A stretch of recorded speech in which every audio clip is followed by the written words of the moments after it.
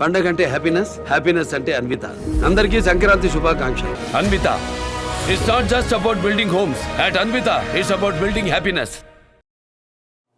Party ఫిరాయింపులకు సంబంధించి గతంలో 5 ఎమ్మెల్యేలకు సంబంధించి స్పీకర్ అయితే ట్రిబ్యునల్ చైర్మన్గా ఉన్న స్పీకర్ డిస్మిస్ చేశారు. తాజాగా నిన్న 2 ఎమ్మెల్యేలకు సంబంధించి కూడా చేవెల్ ఎమ్మెల్యే కాళే యాదయ్యతో పాటు పోచారం శ్రీనివాస్ రెడ్డి బాన్స్వాడ ఎమ్మెల్యే ఏదైతే ఉందో దానికి సంబంధించి కూడా బీఆర్ఎస్ వాళ్ళు చేసిన పిటిషన్ సంబంధించి స్పీకర్ అయితే తిరస్కరణ చేశాడు. దానికి సంబంధించి మనతో మాట్లాడడానికి పార్టీ సీనియర్ నేత మన్నె క్రిషాంక్ ఉన్నారు.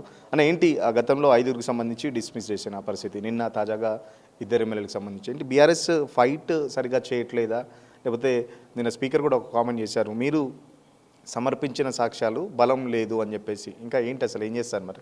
అంటే స్పీకర్ గారికి పాపం ఏం కనబడట్లేదా? ధృతరాష్ట్రుని లెక్క కళ్ళకు గంతలు కట్టుకున్నారా? ఏం ఎవిడెన్స్ ఇమ్మంటారు చెప్పండి? ఇవాళ రాష్ట్రం మొత్తం చూస్తున్నది కదా, కాంగ్రెస్ పార్టీలో చేరి ముఖ్యమంత్రి గారు కండువా కప్పి మీ మీడియా వాళ్ళందరికీ కూడా ఏమని ప్రకటన ఇచ్చారు? కాంగ్రెస్ పార్టీలో చేరుతున్నాము అని ఇచ్చారు. మరి ఏం కావాలనంట? ఇలా ఏమి కోరుకుంటున్నారు? అంటే కాంగ్రెస్ పార్టీ కండువా యొక్క అండర్వేర్లు చెడ్డీలు వేసుకుంటారు, ఆ ఎవిడెన్స్ వాళ్ళకి కావాలనా? బయటికి వేసుకున్న కండువా అందరు చూస్తున్నారు, పెట్టుకున్న బ్యానర్లు చూసుకుంటున్నారు, తిరిగే ఇక్కడ వారు ఏ బీఆర్ఎస్ కార్యక్రమంలో రావట్లేదు, బీఆర్ఎస్ రంగులు కూడా పెట్టుకునే వాళ్ళకి లేదు. అని అన్నిటికంటే ఇంపార్టెంట్ ప్రజలు చూసి నవ్వేది ఏంటంటే వీళ్ళకు ధైర్యమే లేదు కదా. వీళ్ళ పిరికితనం ఏంటంటే ఇవాళ మేము కాంగ్రెస్లో మీరు చేరినరు, ధైర్యంగా చెప్పండి, అవును మేము కాంగ్రెస్ పార్టీలో చేరినాం, ఎందుకు భయపడుతున్నారు అంటే మళ్ళా ప్రజలు మిమ్మల్ని ఓడగొడతారు, మీరు రీఎలెక్ట్ కారు అనే మీకు దమ్ము ధైర్యం లేదన్నట్టే కదా. కానీ అల్టిమేట్గా ఒకటి మేము చెప్పేది ఏంటంటే అందరూ కూడా జవాబుదారులు ఎవరికి? సుప్రీంకోర్టుకి. ఈ కేసు సుప్రీంకోర్టు విచారణతోని వాళ్ళ ప్రతి ఒక్క మూమెంట్ ఏదైతే జరుగుతున్నదో డే 1 ఇవాళ కాదు, జనవరి 2024 నుంచి మొదలైంది. సుమారు మనం 2 ఇయర్స్ అయిపోతుంది. దాని నుంచి తాత్సారం నోటీసులు ఇవ్వకుండా, ఎక్స్ప్లెనేషన్స్ ఇవ్వకుండా ఒకటేసారి 10 ఎమ్మెల్యేలు కాకుండా ఫస్ట్ 5 ఎమ్మెల్యేలు, మళ్ళా తర్వాత ఒక నెల మింగుతా మళ్ళీ 2 ఎమ్మెల్యేలు, మళ్ళా తర్వాత ఒక 3 ఎమ్మెల్యేలు. అరే ఒక ఎమ్మెల్యే అయితే ఏకంగా కాంగ్రెస్ బీఫామ్ మీదనే కదండి, ఆయనను ఎందుకు ఫస్ట్ పెట్టలేదు? దానం నాగేందర్ గారిని ఎందుకు లాస్ట్ వరకు లాగుతున్నారు? చూడండి మీరు ఆలోచన, ఎవరిని మోసం చేస్తున్నారు? ఇంతవరకు దానం నాగేందర్ సంబంధించి స్పీకర్ వివరణ కూడా ఇవ్వలేని పరిస్థితి. అదే ఇవాళ చూడండి, వివరణ ఇవ్వలేదు. ఆయనని ఫస్ట్ లిస్ట్లో ఫస్ట్ 5 ఎమ్మెల్యేస్లో దానం నాగేందర్ గారిని ఎందుకు పెట్టలేదు? అసలు ఫస్ట్ కంప్లైంట్ ఎవరి మీద అయింది? కేసు దానం నాగేందర్ గారి మీదే కదా. బీఫామ్తో పోటీ చేశారు. Who are you fooling? ఎవరిని ఫూల్ చేస్తున్నారు మీరు? తెలంగాణ ప్రజలను ఫూల్ చేస్తున్నారు. మీ రాహుల్ గాంధీని పిచ్చోని చేస్తున్నారు. రాహుల్ గాంధీని పాపం ఆయన్నేమో రాజ్యాంగం పుస్తకం పట్టుకొని దేశం మొత్తం తిరుగుతుంటాడు. మా పార్టీ చాలా నీతివంతమైన పార్టీ, మేము డిఫెక్షన్ లాస్ మీద పోరాడతాం, అమెండ్మెంట్ చేస్తాం అని. కానీ తెలంగాణకు రాగానే ఆ రాజ్యాంగాన్ని లోపలికి దూర్చేసి దాచిపెడుతున్నాడు. ఇజ్జత్ పోతున్నది ఈడ. వీళ్ళు స్పీకర్ గారు రేవంత్ రెడ్డి గారు ఇజ్జత్ తీస్తున్నారు రాహుల్ గాంధీది. సో ఇవాళ మేము ఏంటిదంటే ఆన్గోయింగ్ ప్రాసెస్ కేసు ఇది. సుప్రీంకోర్టులో ఇవన్నిటిని కూడా మేము అప్పచెప్తాం. ఆల్రెడీ సుప్రీంకోర్టు అరే ఎన్ని స్టేట్మెంట్స్ ఇచ్చిన, ఆల్రెడీ జైలుకు పోతావా నువ్వు, యాక్షన్ తీసుకుంటావా అని అన్నారు. న్యూ ఇయర్ ఎక్కడ జరుపుకుంటావు అని అన్నారు. ఇప్పుడు మళ్ళీ ఒక 2 వారాల్లో గడువు తీసుకోండి మొత్తం అని మళ్ళీ ఒకసారి పడ్డది. దీన్ని తెలంగాణ సమాజాన్ని కించపరుస్తున్నారు. ఆ 10 మందిని పాపం ఓటేసిన ప్రజలు, ఆ నియోజకవర్గ ఓటర్లు ప్రజలు నవ్వుకుంటున్నారు వాళ్ళు వీళ్ళ ఎమ్మెల్యేల మీద. మనం అల్టిమేట్గా అందరం పొలిటికల్ సిస్టంలో ఉన్నాం, ఈ సిస్టంలో అందరం భాగస్వాములం. పొలిటీషియన్స్ మీద నవ్వుకుంటుంటే ఉమ్మెత్తిపోస్తుంటే ఇలా బాధేస్తుంటుంది కదా. సో ఆ 10 మందికి కూడా మేము చెప్పేది ఏంటంటే ధైర్యం తెచ్చుకోండి, ధైర్యం తెచ్చుకొని పోటీకి రండి, రాజీనామా చేసి పోటీకి రండి. ఇదంతా ఎందుకు? ఈ ప్రక్రియ ఎందుకు? మీకు దమ్ము లేదా? మళ్ళీ ఇంకోసారి గెలవరా? మీరు బీఆర్ఎస్ మీద గెలిచిన వాళ్ళకు ఉన్న దమ్ము కాంగ్రెస్ సింబల్ మీద గెలవరు అని అనుకుంటున్నారా మీరు? It's a straight challenge. అసలు ఫిరాయింపులకు సంబంధించి మాట్లాడే నైతిక అర్హత లేదు. 2014లో 2018లో మీరు ఫిరాయింపులకు ప్రోత్సహించారు. అసలు మీకు మాట్లాడే నైతిక అర్హత లేదని చెప్పేసి కాంగ్రెస్ పార్టీ చెప్తుంది, మరో పక్కన బీజేపీ కూడా అదే చెప్తుంది. మాకుందో లేదో కానీ కాంగ్రెస్కి ఏం అర్హత ఉంటుందండి? బీజేపీకి ఏం అర్హత ఉంటుంది? ఎవరు మొదలుపెట్టిర్రు ఈ క్రీడ?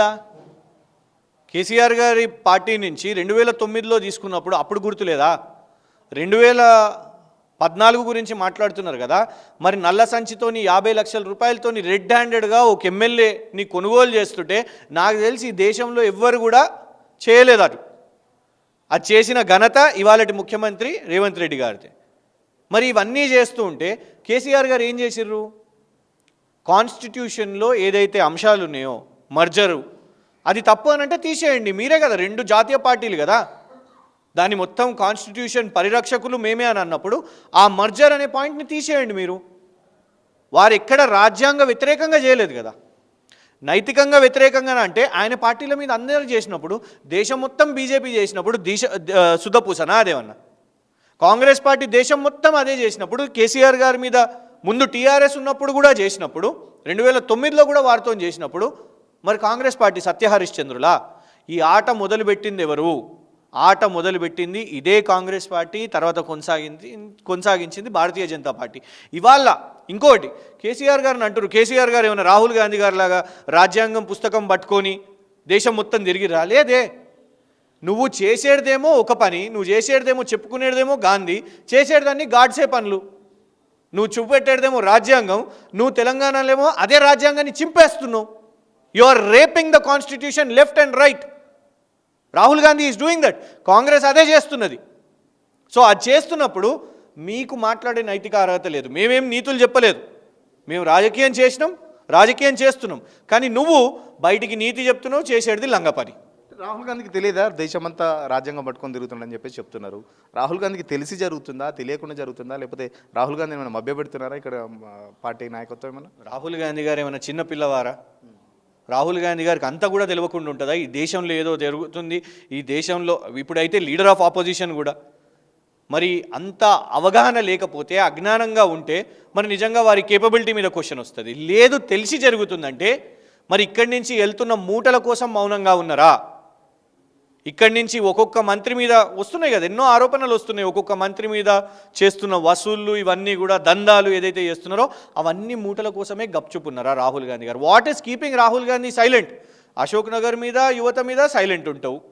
మంత్రుల లొల్లిలు, రోడ్ల మీద దందాలు, కేసులు, వాటి మీద మౌనంగా ఉంటావు. ఛానళ్ళ లోపలికి పోయి రేడ్లు జరుగుతుంటే మొహబ్బత్కి దుకాణంలోనివి నువ్వు ఇవాళ ఛానళ్ళనే నువ్వు ఇవాళ చేస్తున్నోనివి, దాని మీద మౌనంగా ఉంటావు. యువత మీద లాఠీ చార్జ్లు అయితే మౌనంగా ఉంటావు. సో ఈ ఫిరాయింపుల విషయం మీద మౌనంగా ఉంటావు. ఈ మౌనముగా ఉండడానికి రాహుల్ గాంధీ గారి రేట్ ఎంత? అంతే, దానికి వాళ్ళు ఆన్సర్ చెప్పాల్సిన అవసరం ఉన్నది. అంటే గతంలో సుప్రీంకోర్టు ఆల్రెడీ జైలుకు పోతారా అని చెప్పేసి కూడా ప్రశ్నించిన పరిస్థితి. ఈరోజు కూడా కేవలం మళ్ళీ 2 వారాలు టైం ఇస్తున్నాం, ఈ 2 వారాల లోపు ఏదో ఒక నిర్ణయం తీసుకోమని చెప్పేసి సుప్రీంకోర్టు కూడా డైరెక్షన్ ఇచ్చిన పరిస్థితి. బట్ బయట ఒక ప్రచారం జరుగుతుంది, స్పీకర్ను ఎవరు ఏం చేయలేరు, స్పీకర్కు విచక్షణాధికారంతోనే ఇదంతా జరుగుతుంది అని చెప్పేసి ఒక బయట ప్రచారం. నిజంగా సుప్రీంకోర్టు లేదా ఆ చట్టం లేదా, ఎట్లా ఉండబోతుంది? అంటే ఒకటండి, ఎస్, సుప్రీంకోర్టు చెప్పినా కూడా వాళ్ళ పవర్స్ ఏంటి అంటే అసెంబ్లీ డైరెక్ట్ మనం చేయగలుగుతాం, కానీ వీ కెనాట్ కమాండ్ దెమ్.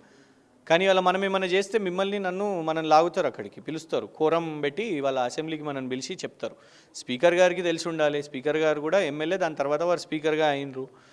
వారు ఇంకొకటి చెప్పాలంటే ప్రసాద్ అన్న వారు బాబాసాహెబ్ అంబేద్కర్ గారి వారసులు, మా షెడ్యూల్ కాస్ట్ కులాల్లో గొప్ప స్థాయికి వెళ్ళిన నేత. మరి బాబాసాహెబ్ అంబేద్కర్ గారు ఇచ్చిన ఈ దేశానికి ఇచ్చిన రాజ్యాంగాన్ని మీరు అగౌరవపరుస్తున్నారా? ఈ రేవంత్ రెడ్డి గారిని చూడో, ఈ 10 మంది ఎమ్మెల్యేలను చూడు, స్పీకర్గా ఉన్నప్పుడు అప్నే గిరైబాన్కి అందరు జాకో.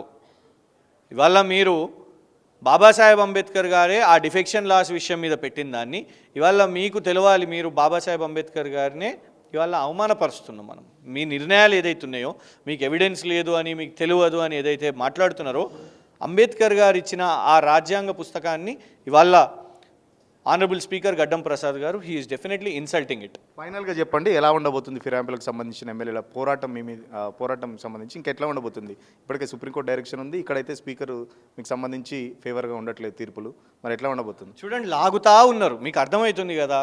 ఇప్పుడు 10 మంది ఎమ్మెల్యేలు ఉన్నారు, వారు టైం తీసుకుంటే ఆ 10 మందిది ఒకటేసారి అయిపోవాలి, కానీ కాదు. పోనీ ఈ 10 మందిలో ఫస్ట్ ఏంటిది అని అంటే ఎవిడెన్స్, అందరికీ దేశం మొత్తానికి తెలిసిన ఎవిడెన్స్ ఏంటంటే కాంగ్రెస్ పార్టీ బీఫామ్ నుంచి పోటీ చేసిన దానం నాగేందర్ గారు ఉన్నారు. అది పెద్ద ఎవిడెన్స్ కదా. ఆయన BRS MLA, but candidate Congress party. ఆయనది నెంబర్ 1 చేయకుండా ఆయనని లాస్ట్ 10th వరకు లాగి, ఎప్పటి వరకు లాగుతారో చూద్దాము అనేసి. ఇప్పుడు ఫస్ట్ 5 అయిపోయింది, తర్వాత 5 నుంచి ఇంకో 5 చేయొచ్చు. కాదు లేదు, 2 చేస్తాం. తర్వాత రేపు 3rd ఫేజ్లో ఇంకొకళ్ళది చేస్తాం, తర్వాత నెల తర్వాత ఇంకొకటి చేస్తాం, తర్వాత నెల తర్వాత దానం నాగేందర్ గారిని పిలుస్తాం. లాగుతా ఉన్నారు. ఎవ్వరు ప్రజల అమాయకులు కాదు. నా అనేది ఏంటంటే, రేవంత్ రెడ్డి గారు అబద్ధాలు చెప్పినా, ఒకసారి మోసం చేసినా, ఇంగ్లీష్లో సామెత ఉన్నది, you can pool 1 at 1 times, 2 at 2 times, but not all at all times. మనందరికంటే విజ్ఞానులు, అసలైన అనలిస్టులు ప్రజలు. ఆ ఆ ప్రజలు చూస్తున్నారు. సరైన సమయానికి మాత్రం ఈ 10 మందికే కాదు మొత్తం పార్టీకే బుద్ధి చెప్తారు. ఖచ్చితంగా ప్రజలు అన్ని గమనిస్తున్నారని చెప్పేసి చెప్తున్న పరిస్థితి. ఫిరాయింపు ఎమ్మెల్యేలకు సంబంధించి మా పోరాటం ఇప్పటికీ కొనసాగుతుంది. సుప్రీంకోర్టు డైరెక్షన్స్ ఇప్పటికీ ఆల్రెడీ కేసు నడుస్తుందని చెప్పేసి చెప్తున్న పరిస్థితి. దేశం మొత్తం మీద రాహుల్ గాంధీ రాజ్యాంగం పట్టుకొని తిరుగుతున్నాడు. బట్ తెలంగాణకు వచ్చేసరికి దాన్ని దాచిపెట్టే ప్రయత్నం చేస్తున్నారు. ఇదంతా రాహుల్ గాంధీకి తెలిసే జరుగుతుందా, లేకపోతే ఇక్కడి నుంచి పంపిస్తున్న డబ్బు సంచులకు సంబంధించి దానికి సంబంధించి మౌనంగా ఉంటున్నారా అని చెప్పేసి రాహుల్ గాంధీ తను ప్రశ్నించుకోవాల్సిన పరిస్థితి ఉంది. బట్ ప్రజలన్నీ గమనిస్తున్నారు. సో కర్రు కాల్చి త్వరలోనే కాంగ్రెస్ పార్టీకి సంబంధించి 10 మంది ఎమ్మెల్యేలతో పాటు కాంగ్రెస్ పార్టీ భవిష్యత్తులో ఎన్నికల్లో కూడా బుద్ధి చెప్పడానికి రెడీగా ఉన్నారని చెప్పేసి క్రిషాంక్ చెప్తున్న పరిస్థితి. వీడియో జర్నలిస్ట్ సతీష్తో సురేష్, తొలి వెలుగు కోసం. అసలైన తొలి వెలుగు.